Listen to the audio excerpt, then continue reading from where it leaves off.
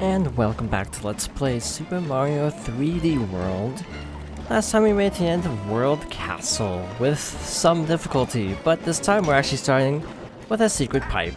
So this goes to our level C of this world, which I totally forgot about. The Fire Bros hideout number 4. Yes, we've actually done 3 of these levels already. How many more will there be? Who knows? But for now, we have a lot of Fire Bros. Luckily, they're not a threat for us because we have power-ups. That's all there is to this. Pretty easy, successful start to this video. Nice way to start off after how the last part went, with all the fumbling around with the boss, and also the sharks. Both were not exactly a good time, but this time we hopefully will have an easier time, and this level right here is a good omen. Probably not, because I know what level's coming up, and I can't say I'm looking forward to this.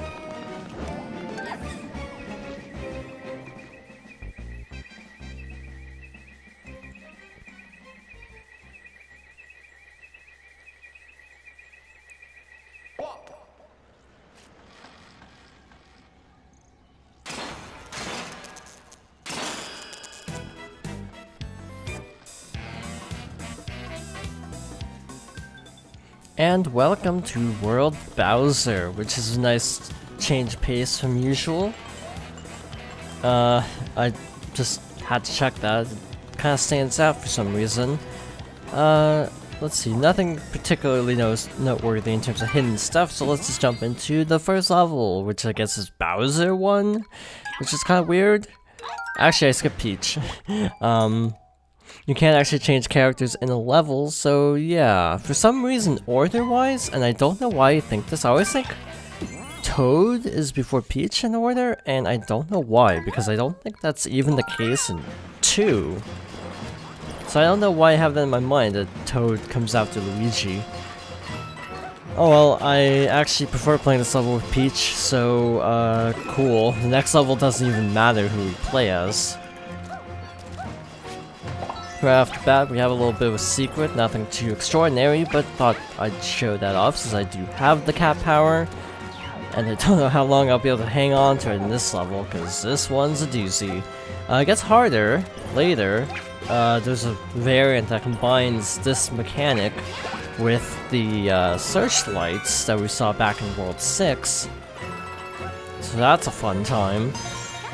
Other than that, this is a pretty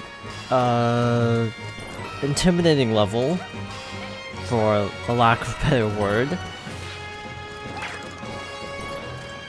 It's not too difficult as long as you take your time. The question is, can you take your time well?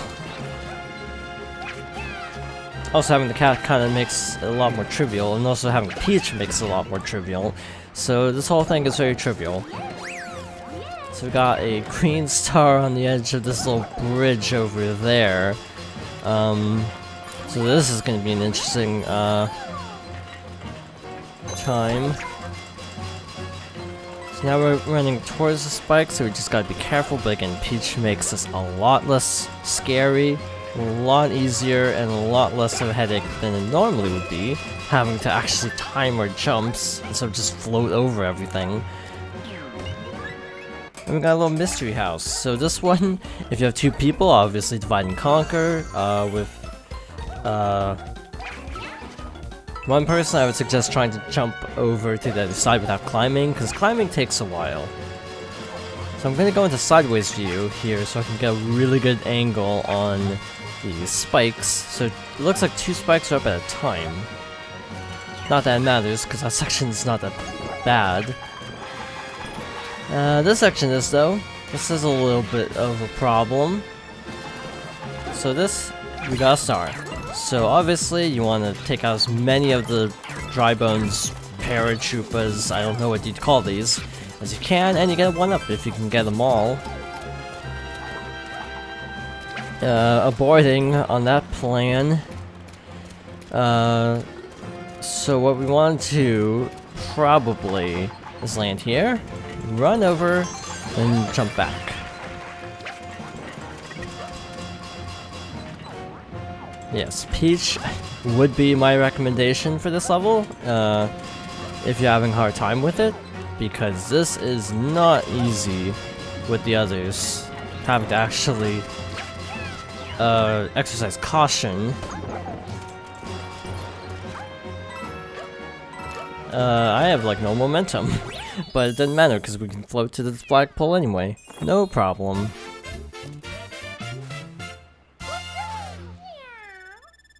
That was actually a pretty good run. We didn't actually get hit, I don't think, which I'm surprised by. But yeah, this is off to a good start.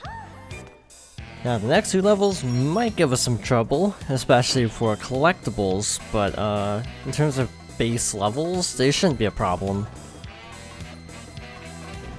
Also, this world has some really questionable mechanics, so we'll get into that in a little bit. Plus he's Plus he's doomed downhill, so Toad is completely useless because it's a Plessy level. But hey, at least we don't have to worry about platforming. I always use the D-pad in this game, which feels really weird actually using the D-pad in a 3D platformer, but this is not the easiest jump to make. I have messed that up before. Even though it didn't seem that bad, the timing is a lot stricter than you might be able to guess. Dash panels and Plessy, that's the star. I don't think I need to show that on screen. You can clearly see it. Now this presents a problem, right? No, it doesn't actually. There's an invisible path. I actually was being very cautious there because of that. It's kind of hard seeing a dinosaur. Just saying. So right up here we have a Bowser Sand statue. Hitting that causes the green star to appear here. This is actually a nice little level. Not too bad, except for missing the 1 green star. And we'll go back for that whenever I'm done with this current batch of episodes, so the star total will probably be off for a few episodes. Oh well. I feel like I'm gradually drifting because it's not a smooth slope, so I was kind of going all off to the side. And now back to Mario. Actually, it's the one after that's a problem. The next level isn't too bad, it's the one after. I think. It's actually been a while since I've done this part of the game. Yeah, we'll go back for 190 a little bit later. That's the level that I don't like, the Bowser Express, I'm pretty sure it's called. And it's kind of bad. It's really easy to miss collectibles. So that's kind of the theme of this episode, is missing collectibles, it feels like. So, Cookie Cogworks, I think was the name of this? Yes. So, there's stuff down here that I'm curious about. Definitely suspicious about this guy. No reason to be, he has nothing for us. I'm gonna grab a boomerang. I don't actually think it's useful, but I also have one. And you know, I can rotate out if need be. I mean, they're good for taking out the piranhas, but I just prefer not falling to my death, so that's why I usually go with the cat. So we got an upper path and a not upper path, a right path, and the not right path. The right path and the wrong path, except both actually work.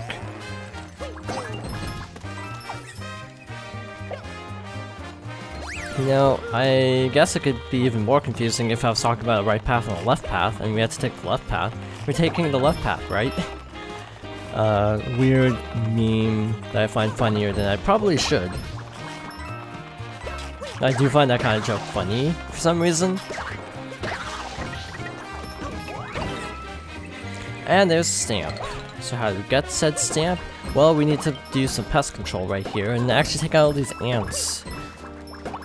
Once we do that, it should actually be pretty easy. Just drop down, and bingo, we got the stamp.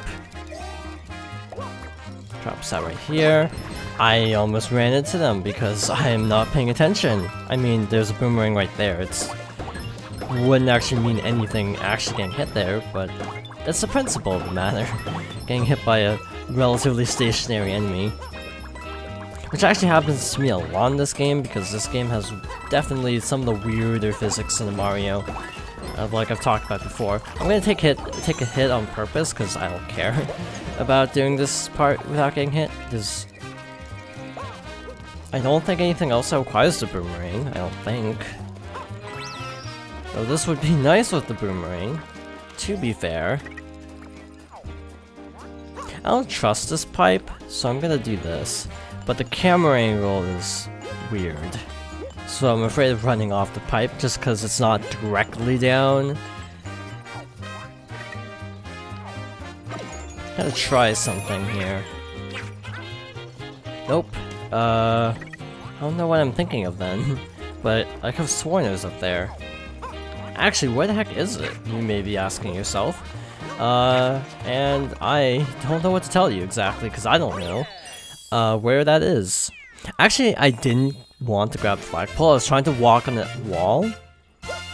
But what happens is it kind of pulls you towards it.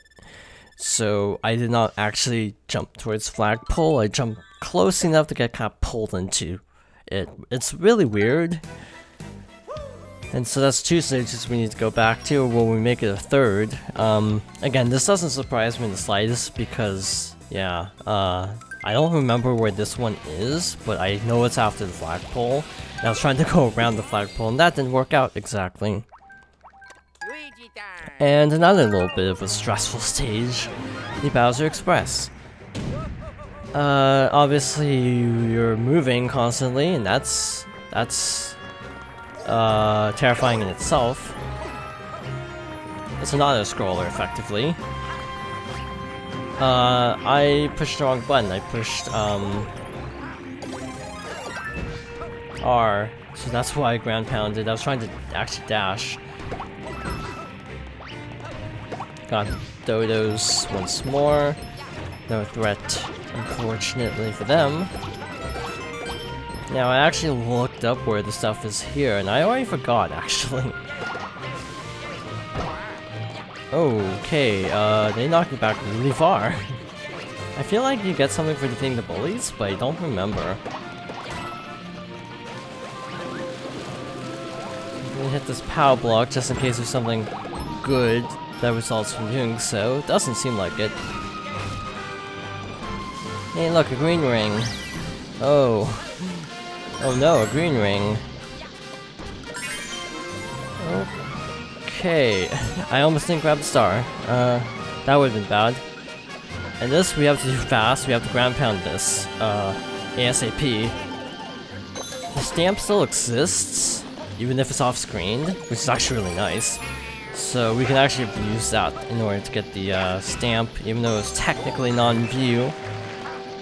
Wow, the level I thought I'd mess up was the one where I got everything first try. Who would have thought? And we have another boss fight. I think this works the same. I don't think there's anything too special. And it's also even less skill intensive because we have a cat, we can just attack from the side instead of actually trying to make a jump. So yay, even easier than it's supposed to be. Because you're supposed to have Fire Flower, and that actually doesn't one-shot bosses. That you have to do a certain amount of Fireball strikes in order to have it count for the amount of damage a normal attack would do. It's really weird. What I mean by that is you have to hit certain enemies with like a certain amount of fireballs in order to do a hit on them. So it's really weird that the cat's just like, yeah, that counts as a jump attack. It's like Zelda, where each type of swing has different properties. Like a crouched stab is like more powerful than... Wait, is that how it works? No, that's a glitch, I think. I'm pretty sure, yeah, what speedrunners do is a glitch. But, jump attacks, I know for sure, are the most powerful thing. And ironically, jump attacks with a Deku Stick are like one of the most powerful attacks in the game. So if you ever see a low percent run, they always use Deku Sticks. if they get into the boss fight with young Link. We still have a ways to go in this world. Clearly. And I'm not sure if we should do this one. This might take a little while. So we're actually gonna end it off here. The star count is gonna be off for probably the next 2 episodes, and then we'll catch back up off screen in this video. So thank you for watching, and I hope you join me next time for more Super Mario 3D World.